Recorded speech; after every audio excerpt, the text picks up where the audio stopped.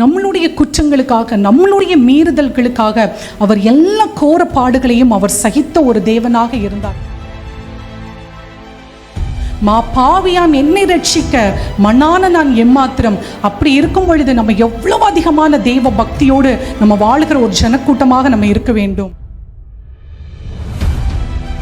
ஒரு தகப்பனை போல அவர் சுமந்து வந்தார், ஒரு தாயை போல இறுக்கமாக அணைத்து கொண்டார், நெடுந்தூரமாக பயணம் செய்ய ஒரு நண்பனை போல என் கூடவே இருந்தார்.